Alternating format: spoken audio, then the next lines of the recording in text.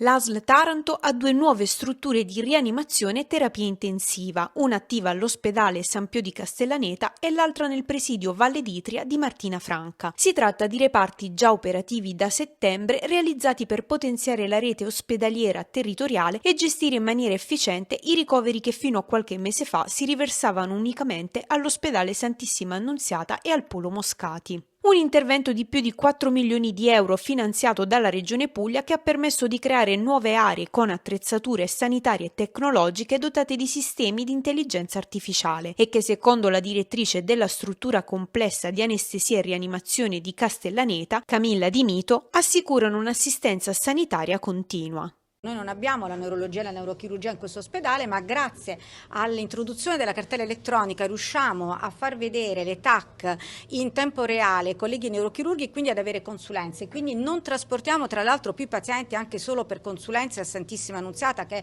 è veramente una cosa che sembra niente, ma è una cosa importantissima. I nuovi ambienti, oltre ad avere diverse apparecchiature come monitor per controllare i parametri vitali e strumenti per analisi più invasive, possiedono anche una centrale di monitoraggio. Tutti i lavori, ha detto il commissario straordinario ASL Taranto Vito Gregorio Colacicco, sono stati pensati per agevolare gli interventi dei medici e facilitare la permanenza dei pazienti all'interno dei reparti. Mancava quello che poi in definitiva va a completare quella modalità di presa in carico e che dà sicurezza a tutti, non solo ai cittadini ma anche agli operatori, cioè la terapia intensiva. È stato attivato inoltre un piano assunzionale con 18 medici e più di 40 infermieri tra Castellaneta e Martina Franca. In entrambi i reparti, grazie alla convenzione che l'azienda sanitaria ha ottenuto con il Policlinico di Bari, operano medici anestesisti specializzandi, con la supervisione attiva dei tutor, come ha raccontato Antonio Rubino, primario del reparto di anestesia, rianimazione e terapia intensiva di Martina Franca.